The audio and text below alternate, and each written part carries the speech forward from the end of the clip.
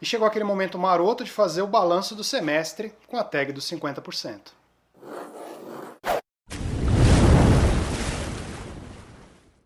Salve navegantes, sejam muito bem-vindos a mais um vídeo do canal e a tag dos 50% corresponde a 15 perguntinhas sobre as leituras do primeiro semestre, então válido de janeiro até o final de junho. Podemos considerar 2020 como um ano muito louco, um ano totalmente atípico, inesperado, acho que um dos mais desafiadores aí das nossas vidas, mas seguimos firmes e fortes. Vou contar um pouco para vocês também sobre os meus anseios para o semestre novinho que se inicia agora. Para finalizar as delongas, peço para vocês me seguirem nas minhas redes sociais literárias, o scooby.com.br e o goodreads.com. Lá eu deixo atualizado com tudo que eu tô lendo, tudo que eu já li, quais foram as minhas notas, e pedir também para vocês me seguirem lá no Instagram, @onavegando, ajuda muito o canal. Então, conto com vocês lá, queridos navegantes. Essa é a minha tag favorita do Booktube e eu espero que vocês gostem das minhas recomendações. Vamos lá. Perguntinha número 1, o melhor livro que você leu até agora em 2020. De longe, a melhor leitura do semestre foi O Inimigo de Deus, do Bernard Cornwell, livro 2 das Crônicas de Arthur.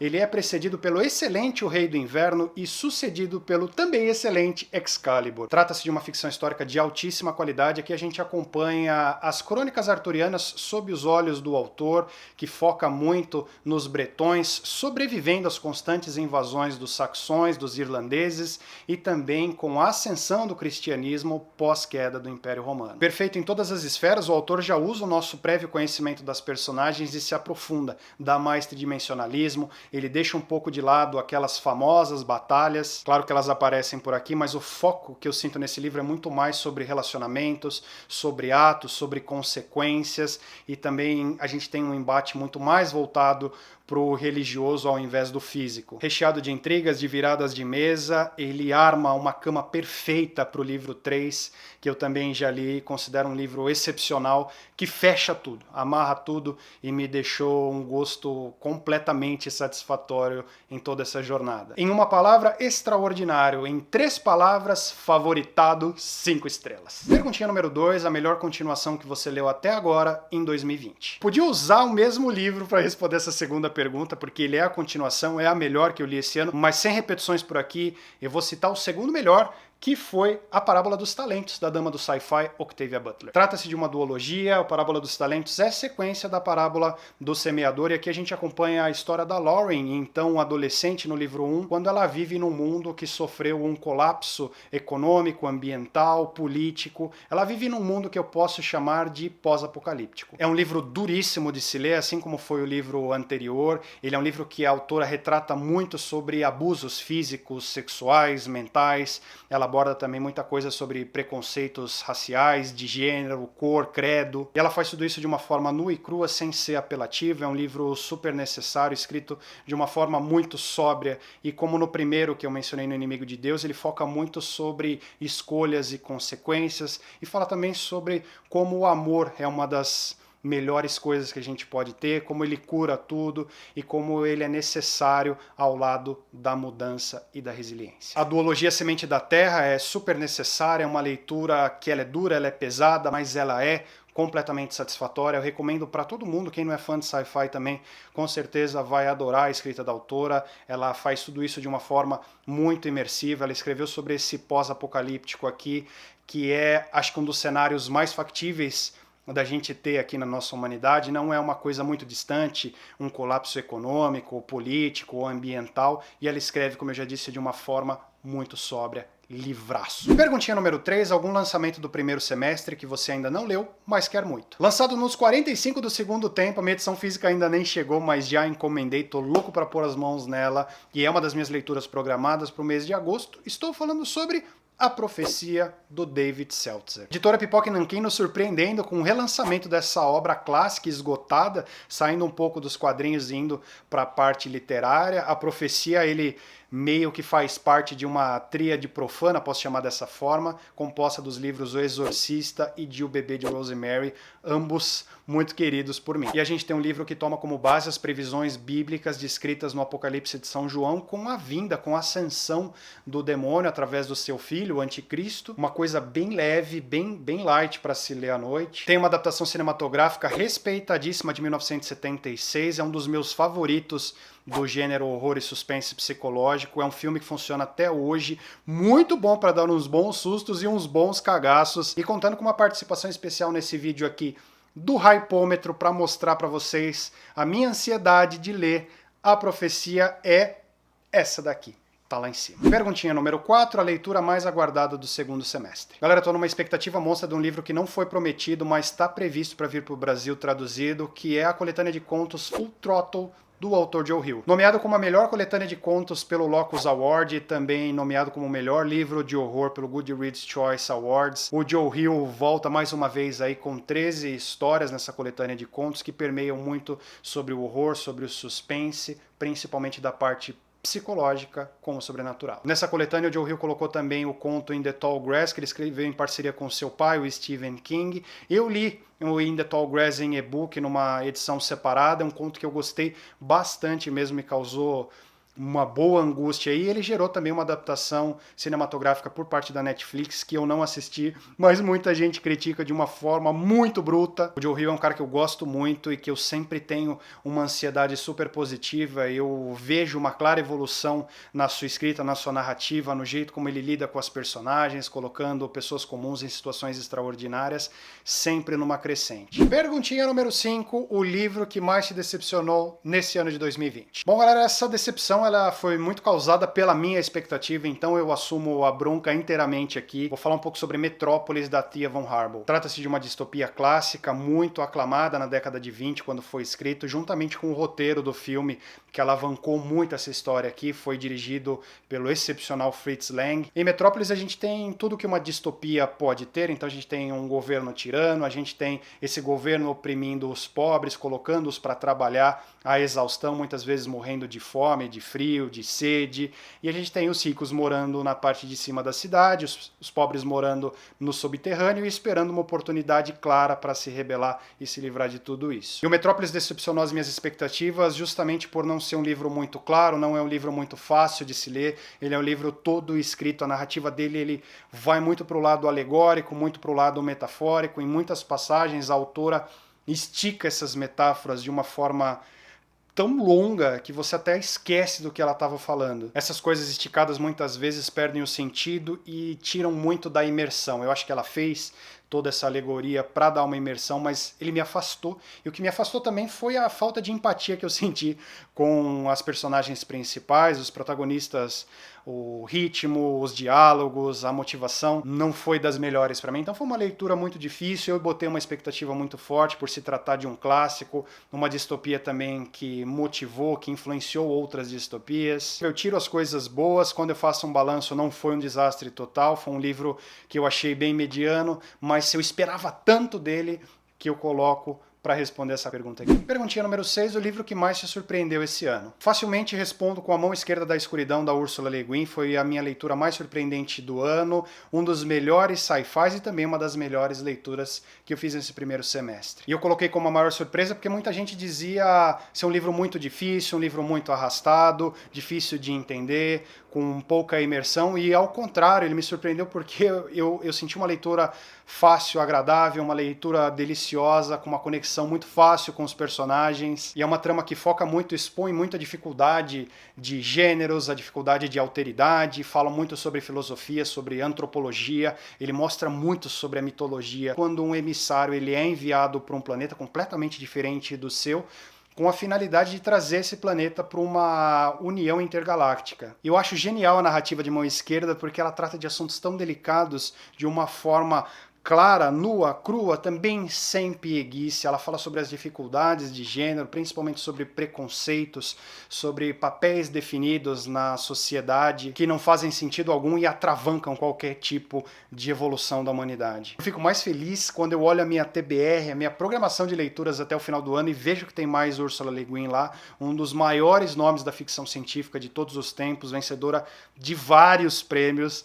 Muito prazer, eu quero ler tudo que essa mulher já escreveu. Perguntinha número 7, novo autor favorito, que lançou o seu primeiro livro nesse semestre ou que você conheceu recentemente. Bom, vou falar um pouco de um autor que eu li só um livro e também já coloquei na minha vida de forma definitiva. Estou falando de Ken Follett. E é um autor que eu tive o prazer de conhecer esse ano, eu li O Homem de São Petersburgo dele, e eu conheci por vocês, inscritos, que ficavam enchendo aí os comentários, leia Ken Follett, O Buraco da Agulha, Os Pilares da Terra, leia também a trilogia do século, leia tudo que esse homem já escreveu. E eu gostei muito do que eu li, e eu vi que é um autor que calca muito a sua carreira na ficção histórica, com vários tipos de elementos como suspense, coisas de guerra, espionagem. Os inscritos com certeza idolatram esse homem, toda vez que eu falo dele, os comentários chovem e pedem principalmente para eu ler Os Pilares da Terra, e ele está aqui nas minhas mãos. A trilogia do século também está aqui atrás, uma trilogia calhamaçuda, que os seus 3 livros juntos dão mais de 1 milhão de páginas, e eu pretendo com toda a certeza do mundo escalar mais do autor.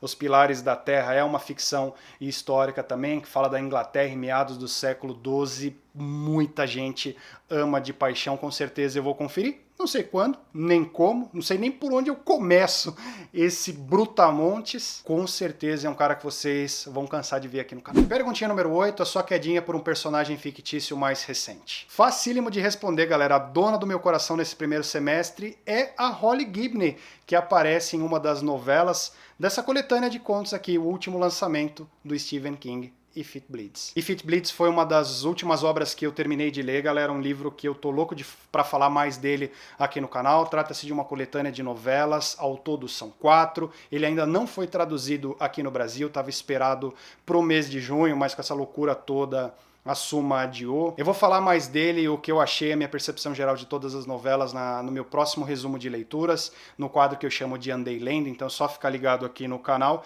mas de forma geral, já falo pra vocês que foi muito satisfatória, principalmente a novela em que a Holly aparece, que é chamada de If It Bleeds, que é o nome do próprio livro mesmo, que toma aí 40% da obra. E para quem nem faz ideia de quem é essa personagem, por que eu falo dela com tanto brilho nos olhos, a Holly Gibney ela era uma personagem coadjuvante na trilogia Bill Hodges, Mr. Mercedes, Achados e Perdidos e Último Turno, e também foi a coadjuvante de Outsider, e a gente pode considerar o If It Bleeds como uma continuação direta do Outsider. E ela funciona super bem como protagonista, é uma personagem deliciosa de se ler, é uma das minhas favoritas criadas pelo autor, e ela é cheia daquelas neuras, ela tem muitos vícios também, ela teve uma infância muito difícil, criada com uma mãe controladora, e na parte detetivesca ela se destaca porque ela é uma enciclopédia de referências, de livros, séries, ela tem uma mente muito afiada, e contrabalanceia tudo o que ela sofre, todas as suas ansiedades, as suas crises.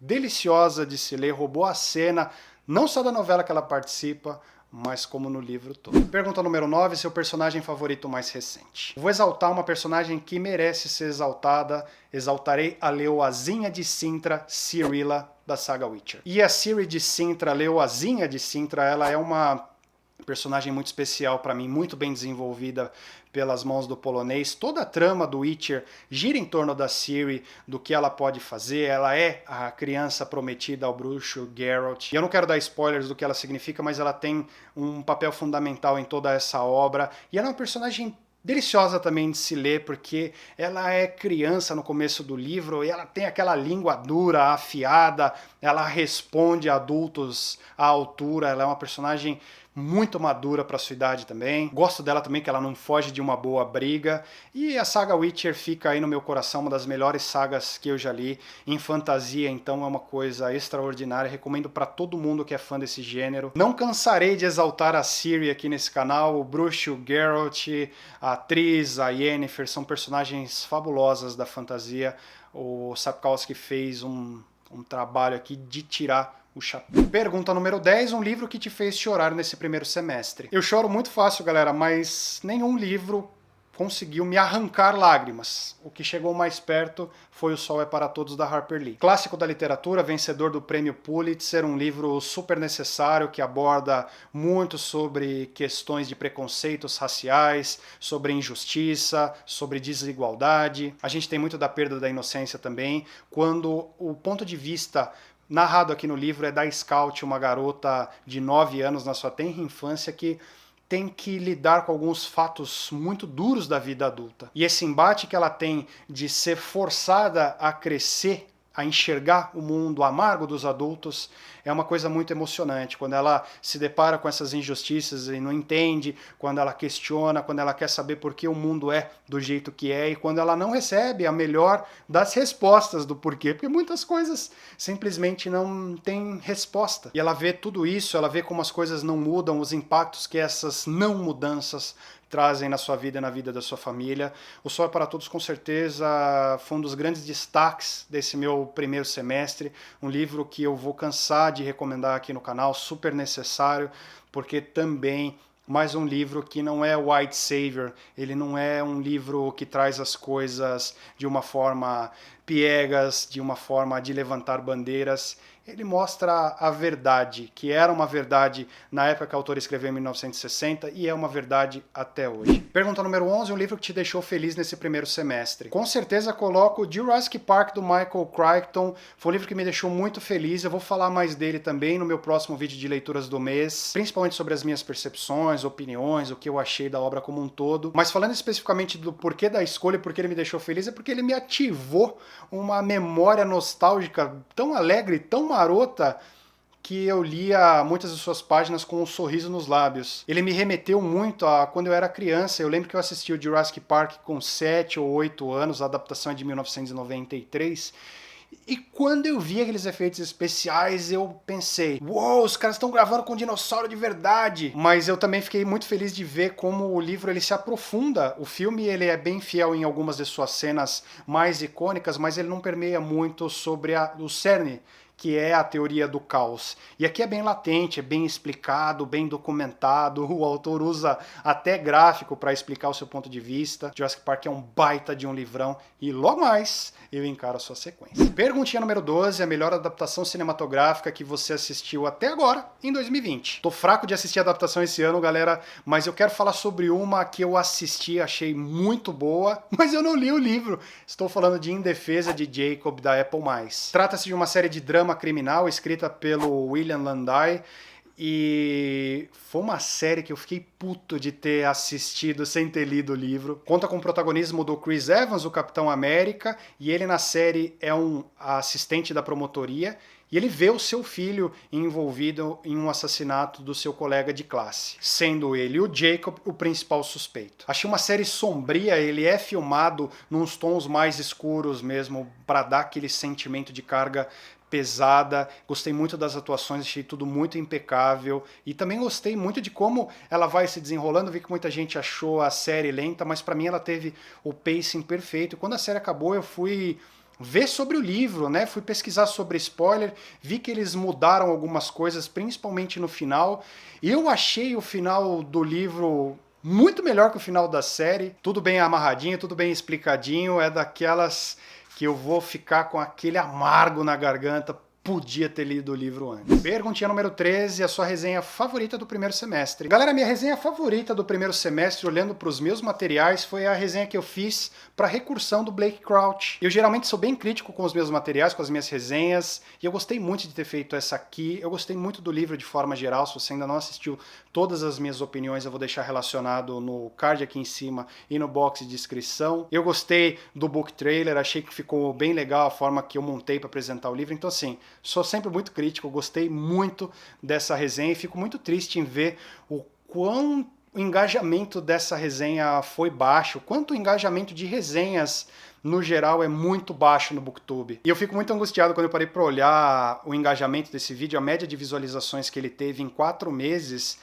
é igual à média de visualizações que um vídeo de tag, um vídeo de lista pega em menos de um dia. E é compreensível porque em vídeos de listas, de tags, as pessoas entram com mais facilidade, porque tem um monte de dicas, você pode não gostar de um livro, mas vai gostar do outro que o produtor de conteúdo vai apresentar. Então a variedade atrai muito mais, e quando a pessoa recebe a notificação de uma resenha de um livro que ela não tem interesse, ou de um autor que ela não gostou, ela não vai entrar. E ela não vai entrar, não vai engajar, faz parte do jogo, e recursão foi, na minha humilde opinião, a melhor resenha do Navegando em 2020. Perguntinha número 14, o livro mais bonito que você comprou ou ganhou esse ano. Ganhei um presentaço de uma lindeza de inscrita, a Lívia, ela me deu David Copperfield, do Charles Dickens. Essa edição é lindíssima, quebrada em 2 volumes, vem nesse box aqui também, lindão, desde da arte, da diagramação, esse box aqui é bem perfeito mesmo, galera, e o Charles Dickens, ele foi um dos escritores mais importantes de todo o mundo, ele foi aí considerado o maior escritor inglês da época vitoriana, e a gente acompanha aqui a jornada ao amadurecimento do David, uma criança que nasceu à meia-noite de uma sexta-feira, que segundo a superstição o condenaria a ter uma vida infeliz. Um clássico da literatura, David Copperfield faz parte das minhas leituras do mês de agosto, olha só, pretendo ler a primeira parte em agosto, a segunda parte em setembro, quero desbravar mais clássicos no segundo semestre, e esse aqui com certeza será um deles, e eu quero trazer para vocês todas as minhas opiniões, falar um pouco sobre a obra e também mostrar mais detalhes desse aqui, que foi o livro mais bonito que eu ganhei esse ano. Última pergunta, quais livros você quer ou precisa muito ler até o final desse ano? Eu tenho vários de verdade livros que eu preciso ler até o final desse ano, e eu ando fazendo muito desses vídeos e trazendo aqui para vocês quais são as minhas intenções, então vou deixar tudo relacionado no box de descrição. Eu já falei sobre os livros de horror que estão encalhados na minha estante que eu preciso ler,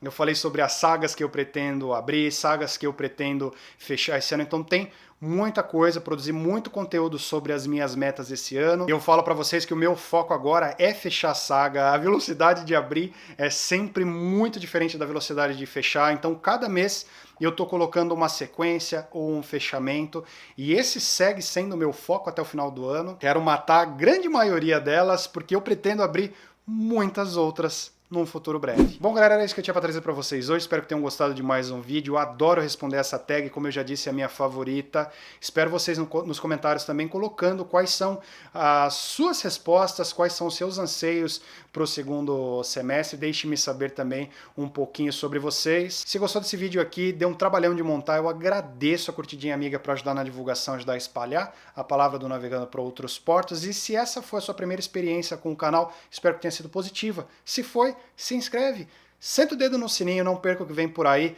Tô mantendo aí regularidade, vídeos semanais, e nos vemos no próximo. Deixo beijo grande, abraço de urso apertado, carinhoso de sempre. Fui!